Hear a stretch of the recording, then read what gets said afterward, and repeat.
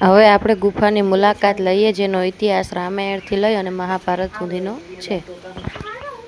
જો અમે જાય જાંબુવતીની ગુફાએ, નાસ્તો પાણી કરી લીધો. આમાં જયરાજના હાથમાં તો હજી પડી ગુહે.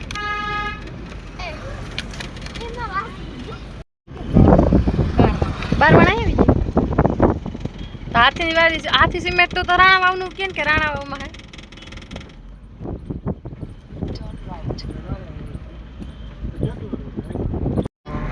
અહીંથી નીકળ્યા જશો આપણે માં ફૂલ પહેરી.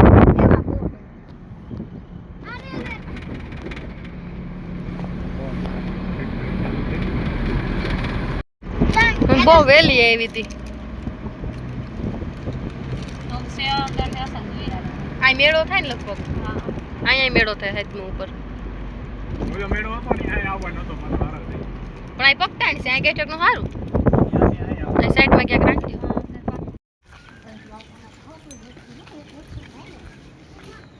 ઓલા લઈ લીધા હોત તો.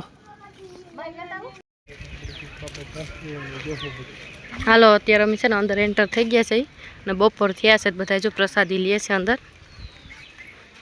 વરસાદ થોડીક વાર પહેલા આવી ગયો હોય એવું લાગે છે, કેમ કે પાણી ભર્યું છે બધે. પહેલાં આપણે શરૂઆતમાં એન્ટર થાય ને એટલે આ મંદિર આવે છે, તો મંદિર અંદર પહેલાં દર્શન કરી અને પછી આપણે ગુફાની અંદર જઈએ.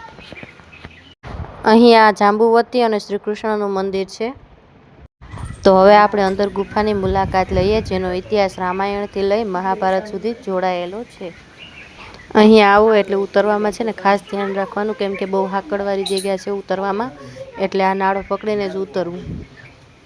હવે આપણે છે ને ગુફાની અંદર એન્ટર થઈ ગયા છીએ ને હવે હાલો આપણે આગળ આખી ગુફા બતાવો અને એનો ઇતિહાસ જણાવું, જેટલું અમને ખબર છે એટલું.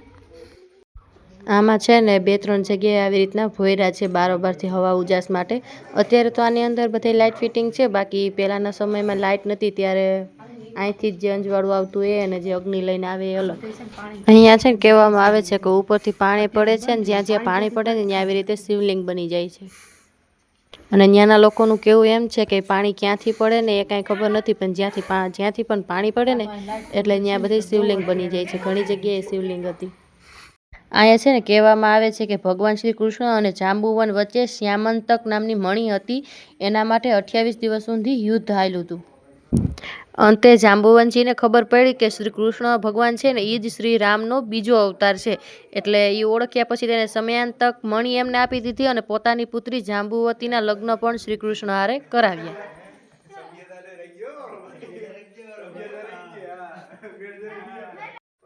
અહીંયા જો ઉપર જોઈને ખબર પડે છે કે આપણે કેટલી ઊંડી ગુફામાં છીએ. જો ઉપર એટલે જમીન છે અને નીચે અંદર ગુફા એટલી ઊંડી છે. હવે જો અંદર આપણે આગળ બધું જોતા જોતા જઈએ છીએ. મેન મહાદેવની શિવલિંગ જે છે એ આગળ છે. જાંબુવનની પુત્રી અને શ્રી કૃષ્ણના લગ્ન પણ અહીં જ કરવામાં આવે છે, આ ગુફાની અંદર જ. એટલે જ ઉપર છે ને શ્રી કૃષ્ણનું અને જાંબુવતીનું પણ મંદિર છે અને જાંબુવન રાજાનું પણ ઉપર મંદિર છે.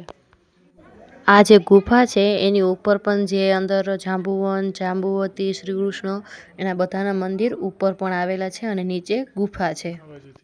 અહીં છે ને ગુફાનો એન્ડ થાય છે અને એક બાજુ જો અહીંયા એન્ડમાં ફોટો છે જે જાંબુવન રાજા હતો એ શ્રી કૃષ્ણને સમયાંતક મણી આપે છે. અહીંયા છે ને કહેવામાં આવે છે કે 2 રસ્તા જાય છે, ગુપ્ત રસ્તા, કે એક જુનાગઢ બાજુ જાય છે અને એક દ્વારકા બાજુ જાય છે, પણ અત્યારે તો હાલમાં એ બંધ છે. પહેલાં એમ કહેવામાં આવતું કે અહીંયાથી જવાતું. જો અહીંયા છે ને જાંબુવત રાજા હતા ને જાંબુવતીના કન્યાદાનનો જે ફોટો છે ને એ બધું રાખેલું છે અહીંયા.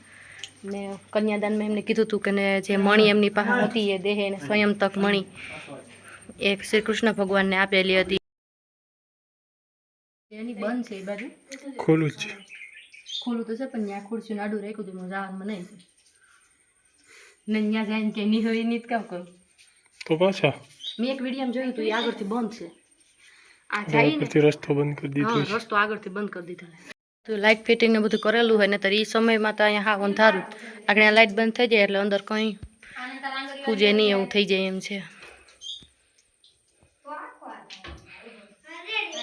જો અહીં કોઈ છે નહીં, બાકી 700-800 માણસ હમાઈ જાય ને અમુકના અમે જ્યારે આવતા હતા આ શિયાળામાં નાના છોકરાઓને પ્રવાસનું ને બધું હોય ને ત્યારે બહુ ગળદી હોય શ્રાવણ મહિનામાં કેમ કે મહાદેવનું એ મનાય છે બનાવવાની. અહીંયા જો કોક નાના નાના છોકરાઓએ શિવલિંગો બનાવેલી છે ધૂળમાંથી. એમાંય અમારા આનંદભાઈ પૈકી લાગે છે. જો આ બધી શિવલિંગ આપોઆપ બનેલી છે. ઉપરથી પાણીના જ્યાં જ્યાં ટપકા પડે ને ત્યાં આ બધી શિવલિંગ બને છે. જો બહાર નીકળીએ ને અમે બધા પ્રસાદી લઈ લીધી અને પછી જે બાકી બધા મંદિર છે એના દર્શન કરી લઈએ. અહીંયા જો આ આશ્રમ છે. કોઈ છેટાપલેથી આવે તો આરામ ગૃહ, કોઈને આરામ કરવો હોય તો. પછી જો આ બાજુ અમે ગયા તો એ બાજુ કબૂતર ચણતા હતા કેમ કે એ બાજુ ચણને નાખેલું હોય છે. પછી અમે એ બાજુ આગળ ન ગયા કેમ કે એ બાજુ જાય તો ઉડી જાય. પછી પ્રસાદી લઈને આપણે રામેશ્વર દાસજી બાપુની બ્રહ્મલીન વાળું જે મંદિર હતું એ જોવાનું બાકી હતું. ત્યાં તેમની સમાધિ છે અને ત્યાં બધી ઘડિયાળ ચડાવવામાં આવે છે. ત્યાં અંદર આપણે જઈએ અને શાંત વાતાવરણ હાવ થઈ જાય, કંઈ અવાજ ન આવે ને તો ઘડિયાળનો જ અવાજ આવે. આટલી બધી ઘડિયાળ એકારે ટીક ટીક ટીક એમ બધું સંભળાય. જો એમને સમાધિ છે. બાપુને છે ને પુસ્તક વાંચવાનો બહુ શોખ હતો તો જો એમની પુસ્તકાલય જે બધી જૂની પુસ્તકો હતી એ બધી અંદર સંગ્રહ કરેલી છે. અહીંયા છે ને બાપુને સમાધિ આપેલી છે પણ અમને પૂગ્યા ને તો બંધ થઈ ગયું હતું. અત્યારે છે ને મસ્ત વાતાવરણ છે વરસાદનું એટલે બધું જો કેવું મસ્ત રળિયામણું લાગે છે. અહીંયા બધા છે ને ફેમિલી હારે બધા આવેલા હતા પણ વરસાદ એક થોડુંક વધારે જોર કર્યું ને વરસાદનું રેડું આવ્યું એટલે બધા વયા ગયા. અમે એક જ વેતા હતા. બાકી વાતાવરણ બહુ મસ્ત હતું. પછી અમુક તો છે ને અહીંયા નાસ્તો બધું હારે લઈને જાય અને અહીંયા પ્રસાદી પણ આપે છે. હા, એ જો શ્રાવણ મહિનામાં બહુ ભીડ થાય તો પાર્કિંગની બધી બહુ સુવિધા છે. ગમે એટલું માણસ હોય કાંઈ તકલીફ ન પડે. અત્યારે જો કે કોઈ હતું નહીં વરસાદ જેવું હતું એટલે